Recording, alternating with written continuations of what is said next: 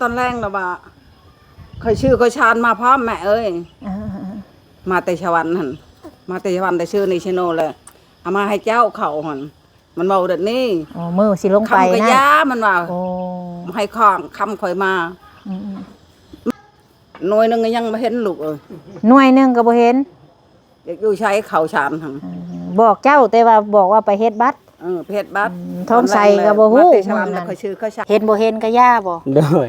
อยากไปเบิ่งโดยมันว่าเขาบอกว่างานแล้วที่กัดพันเนี่ยเห็นคนผดคนบ่เป็นหนังสือเขาปิ้นใส่ป้ายกับ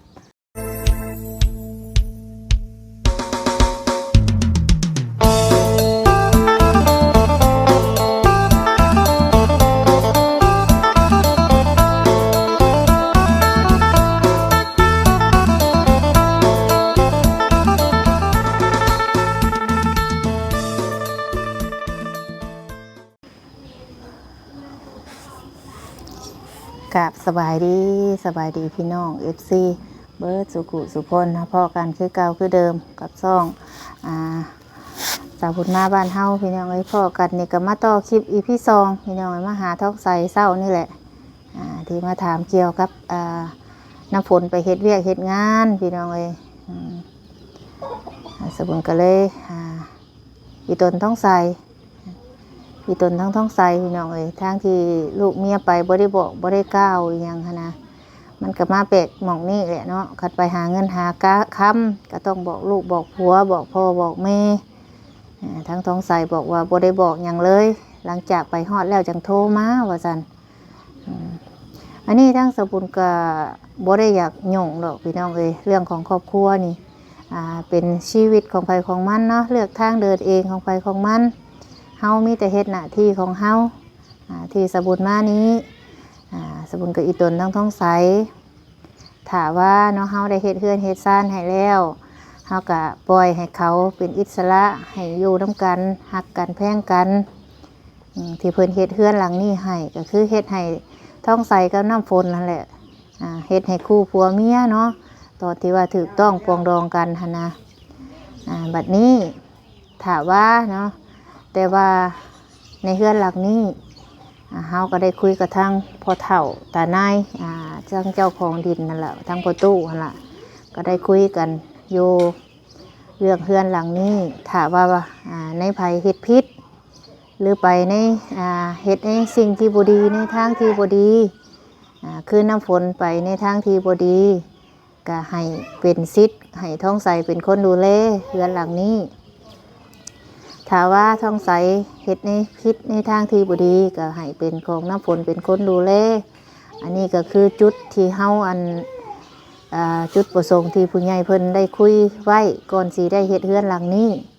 เพราะเพิ่นเฮ็ดให้คู่ผัวเมียแล้วก็ลูกเนาะคือลูกของเขาหั่นแหละที่ผู้ใหญ่เพิ่นเฮ็ดให้เพิ่นอีตนอยากให้เขามีเฮือนมีซ่านเป็นของตัวเองในเมื่อมันเป็นแนวนี้ก็น้องน้ำฝนไปเฮ็ดเวียกเฮาก็ยังบ่แน่ใจดอกว่าไปเฮ็ดเวียกว่าถ้าไปในทางที่ดีก็ดีไป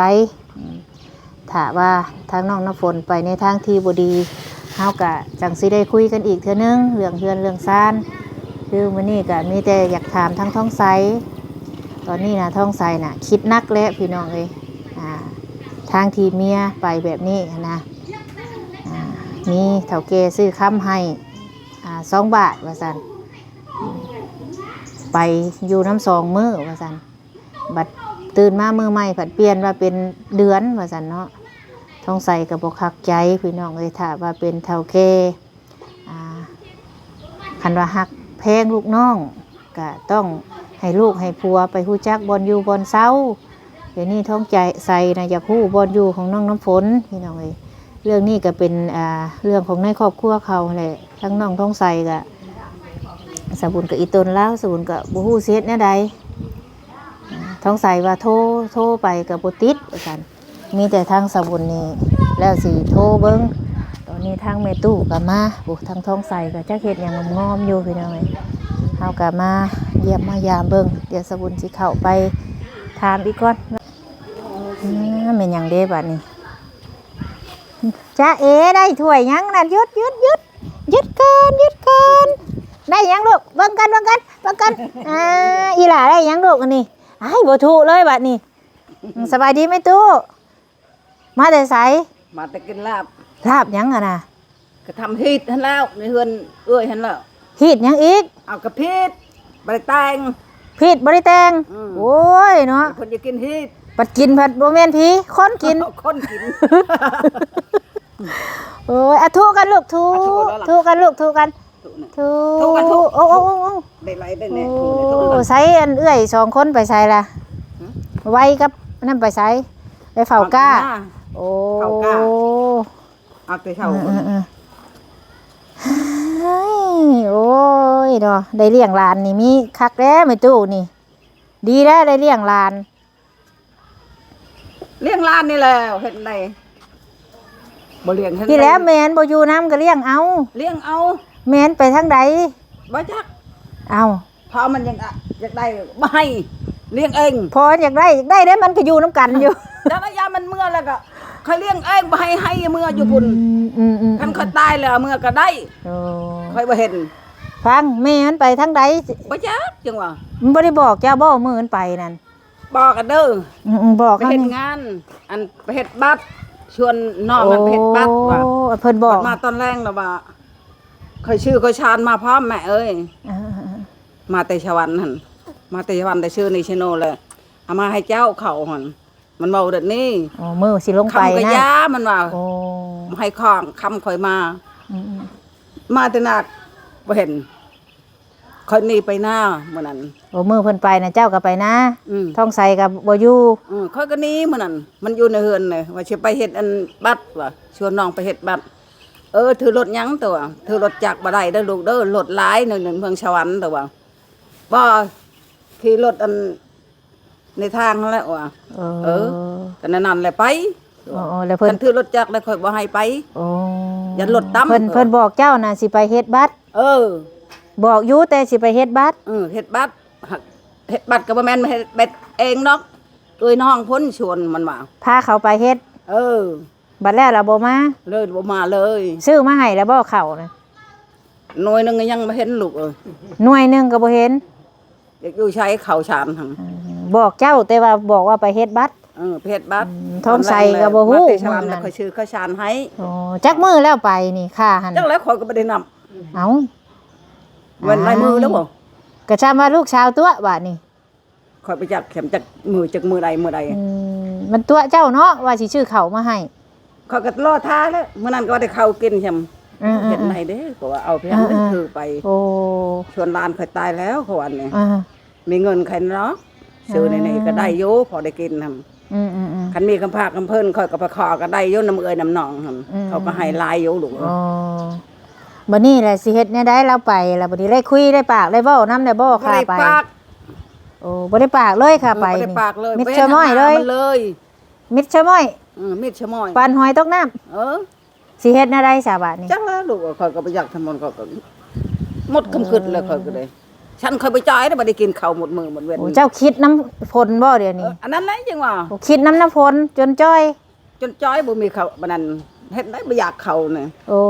จะไปนั่นได้ตัวคอยปันคักกันนี่เลยไปชื่อเขาตัวแม่นี่ก็คล้องแล้วว่าอยากดิ่งเขาอัน อ่า ชวนลูกหลานหั่น หวาน หักคือบ่เห็นมาเลยเท่าเด้อนี่ จนเท่าปานนี้ เจ้าบ่ต้องคิดน้ำมันกินข้าวให้อิ่มนอนให้รับบ่ต้องคิดเด้อ เงินบ่โมเอาอ่ะมื้ออื่นมาไปเฮือนนั่นน่ะป้าเอ้ยสิไปเด้อวันนี้เพิ่นเอาเพิ่นมาเด้มาก็ยาค่อยออกหน้าเขาบอก มื้ออื่นได้เลยติว่าสิมา มาเลยคู่มือก็จังมาหั่น หากบ่เห็น หักบ่เห็นนี่ โอ้ จังมันอยู่ชัยค่อยก็บ่จัก มันบอกท้องใสนะว่าอยู่เซนูเพิ่นบอกอ่ะบอกผัวนะเจ้ายังว่าบอกไปเฮ็ดบัตรท้องใสนะบ่บอกเลยท้องใสบ่จักทีบหยังเลย จนตื่นมื้อเช้าพี่จังโทรมา มันโทรมาเลยดอก โทรแต่มื้อนั้นพุ่นแล้ว มื้อนั้นก็โทรใช้ไอ้น้อยหั่น อืม บอกแม่คนเด้อข่อยสิมามื้อนี้ อืม ถ้าชะมอยเมื่อเด้อไว้เมื่อเบิ่งแม่ต้องแม่มึงมาแล้วไปจักบอกหลานหั่นเมื่อบ่เห็นแม่เอ้ยจักอยู่ไส ก็อีตนท้องใสแล้วเมียบ่อยู่ก็ไม่เท่าจักสิแนวใดจักสิกินสิอยู่แนวใดเนาะ หมดกำคึดแล้วลูก เจ้าอย่าให้เด้อท้องใสนั่นอีตนมัน บ่ได้หายมันดอกก็ ข่อย ย่า บ้ามันไปหานั่นหานี่ลูกเอ้ย คันไปเฮ็ดลาย น่ะได้เฮ็ดเพาะว่ะ เฮ็ดลายเหตุการณ์แล้วก็ ชื่อเขาให้ข่อยไปหาข่อยบ่เป็นไปหาเลยลูกเอ้ย คานว่าน้ำฝนบ่มาก็สิให้มันอยู่นี้ทองใสมันบ่เมื่อลูกมันใหญ่พุ่นมันสิเมื่อคันเมื่อเยี่ยมแม่แล้วมันก็มาอีกมันเว้านะมันบ่เมื่อแล้วให้อยู่นี้คันเมียบ่มาก็ได้เมียว่าไปหาเงินเอ้าหยิบธงไว้เด้อ กี่คัน หยิบธงไว้ใช้เงินเด้ลูกสาวไปหาเงิน บ่หยิบดอกที่ชื่อนั้นทงยนต์เมืองชวันผลบ่ได้อึดในดอกตลาดเพิ่น เพิ่นว่าเพิ่นไปหาเงินก็หยิบธงท้าบาดนี้ ข่อยหวานเนี่ยข่อยเว้าใช่ไหมมัน อืม กับพ่อมัน เออ มึงเจ้าเชื่อเขาว่าข่อยบ่ได้เชื่อไผเขาว่า เออ จนท้องข่อยตายก็บ่สิเชื่อมันหั่น อย่าเชื่อ มันตัวข่อยเป็นคักเลยเขาว่า ไปนั่นไปนี่ อันนี้ก็บอกพวนนี่ใช้คอช่องบาทคอยสิพากให้เจ้า อืม แค่นั้นจะหน่อยคอขาด ลูกเคยเพิ่นล่างเฮ็ด จะหน่อยคอมันขาด จนได้ข้อขาดถ่าคำละเมีย เอ้ยอีพ่นชื่อเขาชาตินะมาบ่ดีบ่คอก็ยาว่าก วา โอ้ น โอ้ทากินเด้อเขาว่าบ่บดมา ใช่บ่แม่โว้ย ทำไว้ นี่เลยเขาว่าจักบาทเลย น้อยเอาขนมมาให้อีหล่าในน้ำรถไปเอาขนมมาหนูหินหน่อย เป็เลยเขาว่าเจ้าไปเชื่อค่อยบ่ได้เชื่อไผลูกเอ้ยเขาว่า เจ้าเศร้าเสื้อละบ่บัดนี้เศร้าเสื้อมันละบ่ ช่องเทือนอะไรมันตัวค่อยหั่น โอ้สองเสื้อละ มานอนกะแม่คอยชื่อชีนให้แม่เอ้ยเจ้าจะกินนี่หนัง ม บอกคอยหันลูกเอ้ยมื้อนั้นเจ้าอยากเลยเอายากให้ลูกเอากินแพงกับไปแชฟตัว อืม ชื่อยามาให้คอยในเด้อเขาว่าคอยเจ็บหลังนี่เจ็บแอวนี่เห็นได้คอยเจ็บเป็นตำหน้าเขาว่า อืม ชื่อนะเจ็บเช้าหัน อืม นะเขาว่าคันดีแล้วเขาก็เช้ากินยา อืม คันมันมื้อแล้วก็กินอีก ยายังเจ้ากินน่ะ อันนั้นแล้วบ่ดงหั่นเนาะ มันเป็นได้เม็ดมันน่ะ มีสีหยัง เอ้าสีเหลืองสีขาว สีแดง สีแดง เดี๋ยวมามื้อหน้าซื้อมาต้อน ชื่อในเด้อลูก โอ้มันเป็นมิดเหลืองๆน้อยๆขาวๆน้อยๆเห็นบ่น้ำแมวเห็นบ่ เขาว่ากินนั่นดีลูกเอ้ยมันเช้าหาไม่ดีเลยกันมันบ่ดีกว่าเขาบอกนั่นนี่แหละอันนี้ตัวคักตัวไหนเลยเจ้าเชื่อ นี่ เขา อุ บอก กา ไม่ได้เชื่อได้นี่นะ เบิ่งในไปตู้เบิ่งในอะทุกันลูกทุกพุ่นน่ะนมมือกันตู้โอ้ยเบิ่งในมือหลานน่ะไปตู้เจ้าบ่ต้องคิดหยังหลายให้กินข้าวให้นอนรับจำคำใหญ่ๆเด้อบ่ต้องคิด คิดแล้ว คิดอีตนเด็กน้อยบ่อีตนน้อยผู้น้อย เขาว่าเลี้ยงลูกกับผ้าเขายังหายเลยบ่เลี้ยงลูกกับผ้าเรื่อยๆเขาว่าคอยนี่ ว่า ถ้าทุกให้คอยมันให้คอยยืนคอยว่าบ่ มัน ได้ ยืนเจ้าให้ได้บุญในรายเด้อ เลี้ยงลูกเลี้ยงหลาน ไปพาหลานไปพุ่นเดี๋ยวไปหาท้องใสก่อนบ่ต้องคิดหยัง ท้องใสก็ให้อยู่นี่แหละมันไปหาเงินยิบธงไว้ ได้แล้วจะน่ะกับพัวมันก็ได้แค้นใช้คอบางไงแล้ว2 บาทพุ่น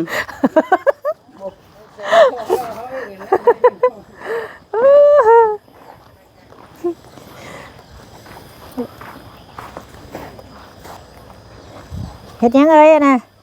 เอาสบายดี สบายดี เออเตอไปหาเฮ็ดมาให้ใช้อันนี่ฮะเฮ็ดเพาะผายได้อันนี่หาอยู่โน่นได้อ่ะน่ะ มันออกเรื่องออกไลน์นั่นเด็กเฮ็ดนี่เด็กพอนี่เดี๋ยวมันออกไลน์นี่โอ้ยจงอยากเก็บนี่เขาเนี่ย เอาเก็บได้หลายให้แม่สิมื้อหนึงโน่นได้อันนี่ ท่านออกไลน์ดอกเนี่ย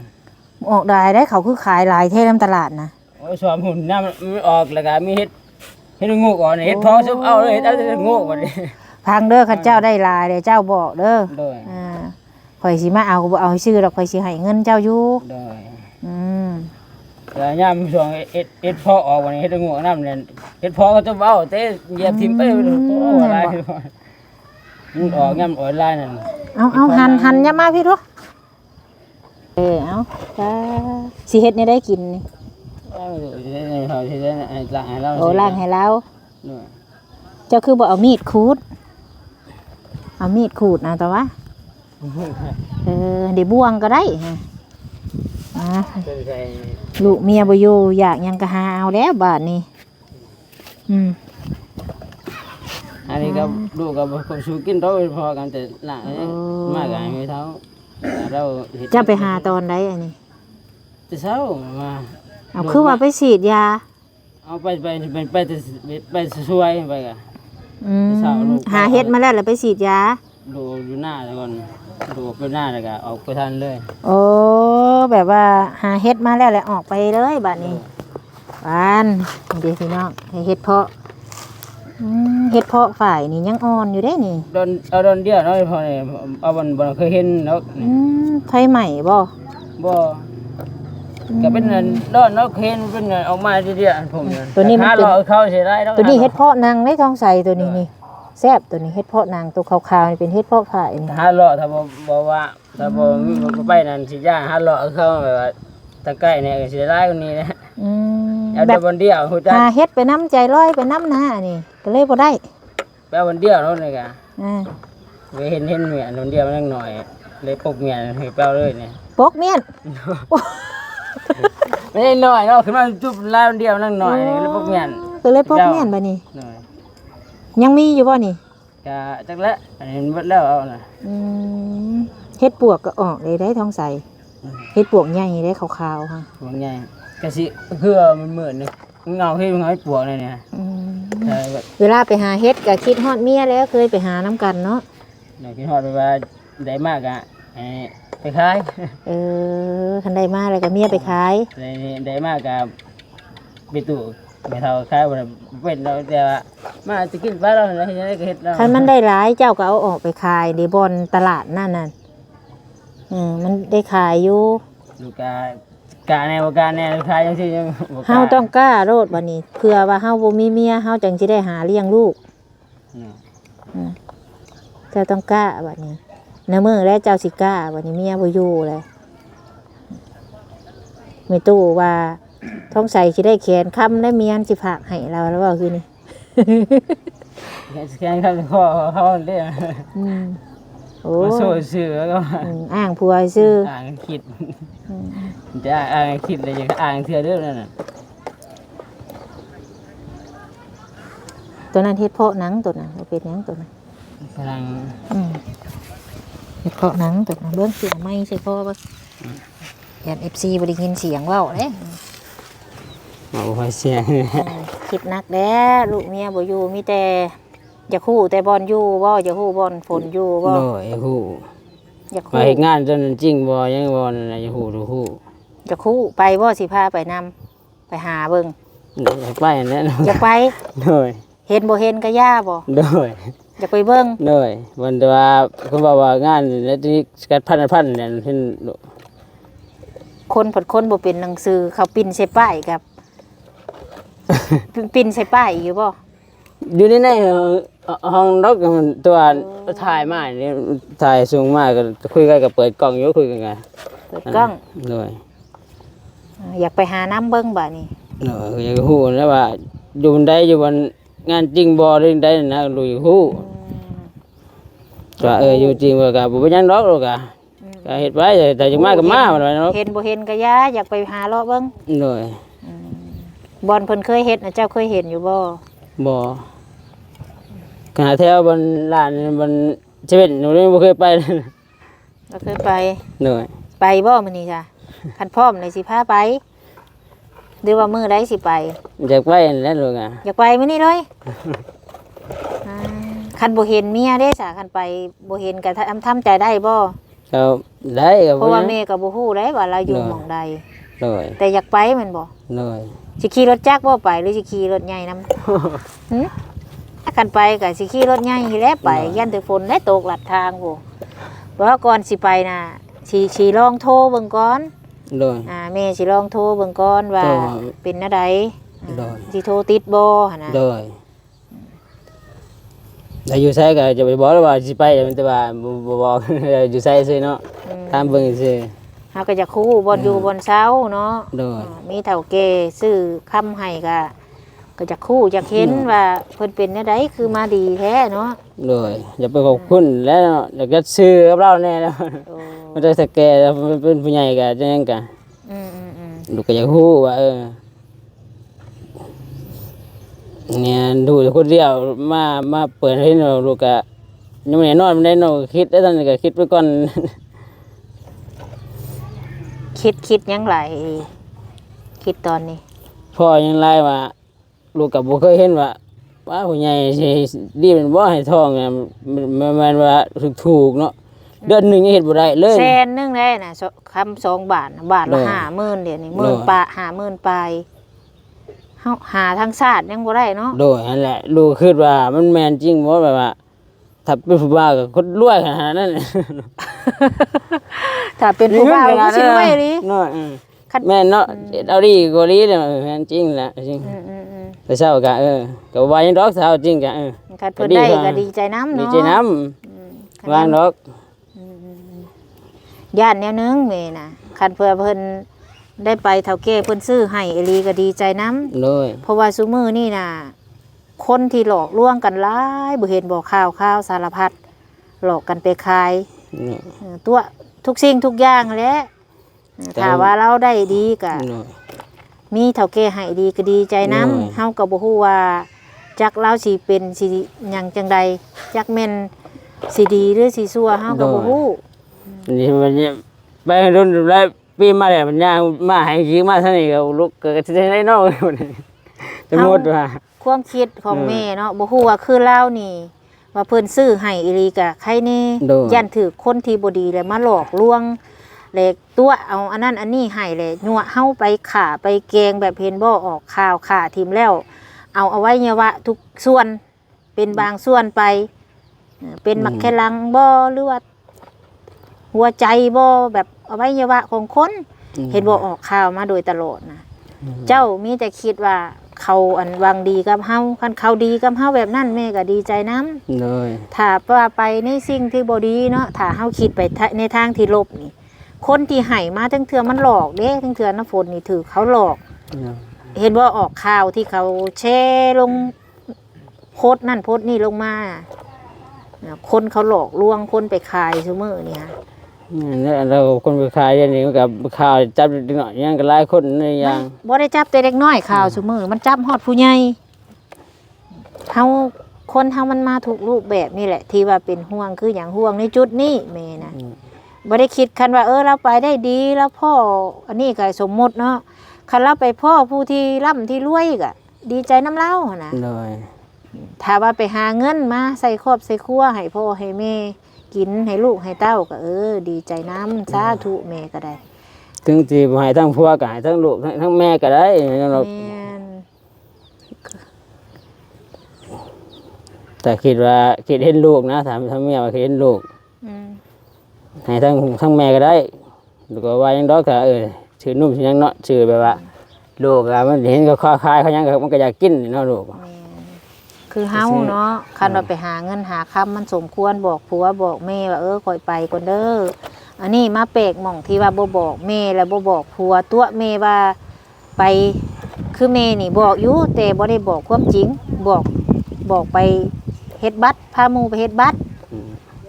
บัดมาบ่แรงนี่สิซื้อข้าวมาเลยเราอ่ะบ่แล้วมิดซะม้อยเราอ่ะแล้วบัดคือเจ้านี่ไปบ่ได้บอกบัดตื่นมามื้อใหม่จังโทรมาบอกแม่นบ่ไอ้สิมาแล้ว2 วันไอ้สิมาว่ามาซื้อข้าวมาแล้วก็ซื้อข้าวมาแล้วก็มารับบ่อนเก่าเด้อมันตูบบอกให้เจ้าไปรัดบ่อนเก่าเจ้าก็ไปรัดบ่เช้าวานนี่ยังให้ไปโทรก่อนโทรมาก่อนมันโทรมาก่อนว่าบ่ว่าเม็ดนึงก็บ่เห็นแล้วโทรมาก่อนเปิ้นว่าบ่ได้ไปมันอยู่ก่อนอีกเต้ยังเขาซื้อซอยห้องให้อยู่เดือนนึงว่าก่อนเจ้าสิไปนำเบิ่งน้ำพลนี่เดี๋ยวแม่สิลองโทรเบิ่งเด้อว่ามันสิลองโทรเบิ่งเพราะว่าแม่ก็มีเฟซน้ำพลอยู่เปิดนิดอยู่บ่จักแล้วรอมึงเปิดบ่เปิดก็บ่ฮู้เด้อสิลองโทรเบิ่งเพราะว่าสิเป็นจังไดพี่น้องรุ่นน้ำกันเด้อว่าสิติดหรือบ่ติดเนาะตอนนี้ท้องใสยังล่างเฮ็ดอยู่มือสั่นยอกๆอยู่ท้องใสก็ได้โอ้ยคิดฮอดเมียบ่ติแล้วเนาะท้องใสดูมาเพื่อไปเรียบไปแหละนี่สิยังเลยครับเด้อแต่ว่าทนดินไม่เมื่อยไม่ยินว่าครับว่าเมียไปทางนี้ที่เราห้องเราเปิดสิลองโทรใส่นี่คือเฟซของน้ำพ้นนี่สิโทรหาเบิ่งก่อนเด้อ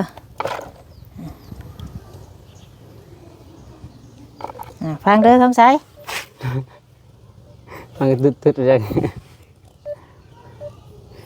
มันเป็นนิด ตาม นะ เบิ่งเจ้าแม่นดอกเฟซเมียเจ้า เพิ่นนี่มันเปิ้นนิดแล้วเพิ่นนี่ นั่น บ่แม่น ตัวนี้แหละที่ข่อยเคยโทรเราเคยโทรหาข่อย เพิ่นหนึ่งหูต่างหูแบบนี้เนาะเพิ่นน่ะ น่ะมีหลายเฟซอีหลี หน่อย โอ้ ตัวก็เห็นอยู่รู้เข้าไปอยู่แต่เนาะก็ประจำรหัสบ่ได้ซื่อนี่ อ๋อ มันจำได้รหัส แม่เคยใช้ตัวนี้ตั้งแต่เริ่มเข้ารู้จักกับน้ำฝนเนาะติดต่อบ่ได้พี่น้องเอ้ยก็ไปนำหาสิไปนำทางไหนติดต่อเราบ่ได้บัดนี้ จะใส่น้ำอยู่แล้วดำแล้วโทรมาแล้วต้องถามใหม่อีก ถามไม่อีกมื้อนี้ตกลงไปบ่มื้อนี้ บอกว่าก็ได้เนี่ย อืม อันนี้ก็มันก็พ้นมืดพ้นมาดแล้ว ถ้าว่าเจ้าอยากไปนำเลยเจ้าบอกเด้อ หน่อย โทรบ่ติดซ้ำพี่น้องเอ้ย เฮ็ดนี่ก็โทรกับเขาแล้วก็เป็นเลยเนี่ย โทร เป็น บ่ อย่าง ติ นี้ ดถือว่าบดชิดตามหาเมียทองใสมานี่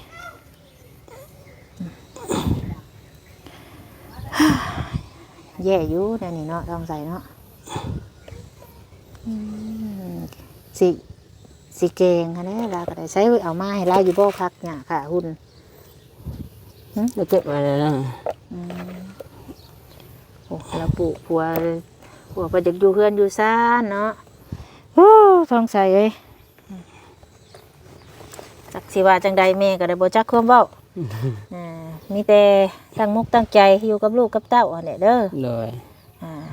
อยู่ได้แต่ว่าเฮือนผันเมียบ่มาก็ได้ ก็อยู่ได้อยู่แล้วก็ดูไปเรื่อยๆแล้ว เห็นคือว่าแม่ตู้ว่ามันจักเอาลูกมันเมื่อว่ะบ่ บ่มันบอกจะคำเลย โอ้บ่ได้เว้าจักครับ เลย คันชุมโมเจ้าจากเมื่อเยี่ยมพ่อเยี่ยมแม่ทั้งนั้นแล้วเฮาก็มาอีกเฮือนทั้งนี้ก็ผู้ใหญ่เฮ็ดให้เฮาเด้ให้เจ้าคิดว่าเฮือนเจ้าเด้อหลังนี้เฮือนเจ้าเด้อ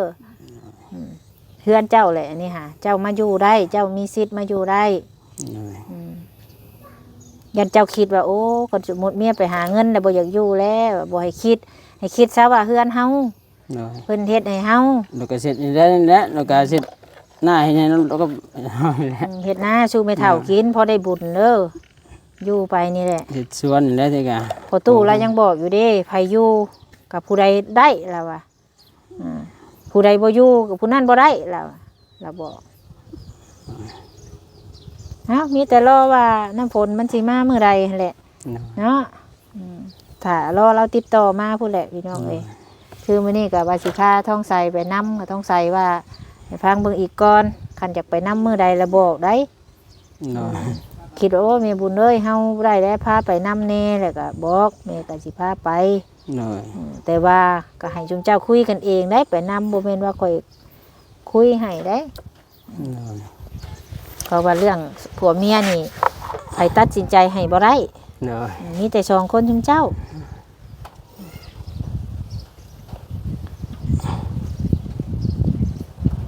กี่แม่ก็คิดว่าเฮ็ดเรือนเฮ็ดซานใบแหละข่อยก็ไปทางไม้โดนๆสิมาจอบเทื่อนึงว่าสิเป็นจังไดมาเห็นแบบนี้ก็โอ้บ่ม่วนปานใดเห็นเจ้าอยู่ผู้เดียวงอมๆเงียบๆเนาะอยู่แล้วก็ไปทำแล้วแต่ก็แล้วก็ ภาษานี่แหละที่ เมื่อกี้แล้วก็ซื้อน้ำมันให้ลาบแล้วก็เขา ดาวลาบมาให้ลูกเคยหวาน ลาบ แล้วไปกินฮีทแล้วว่ะ เห็ด เฮือนซานนะครับว่ามันเปื้อนร้ายทั้งหน้านะเจ้าก็ฉีดน้ำล้างเด้อทำสะอาดมันเน่ เลย ต้องทำความสะอาดน้ำจังเคียงจังเป็นตายู เลย ยังไงต้องใส่โอ้ล้างเฮ็ดก็แต่หึงยังบ่แล้วน่ะเพิ่นบ่จักจะว่าคิดฮอดซิโนแล้วบ่จัก คิดแต่บ้านดงเมืองยางไปฮอดซิโนพุ่นแหละ คิดลายกับปวดหัวสิไปคิดอันนั้นเลยกัน ต้องคิดหยัง ก็แต่การนั่นบางทีก็คิดก้าวยังรุ่นไปกัน คนเฮามีพบก็ต้องมีจากอะไร โดย ก็ต้องคิดอย่างหลายเด้อ โดย กินข้าวให้อิ่มนอนให้รับพักผ่อนให้เพียงพอสิได้มีแห้งเฮ็ดนะ เลย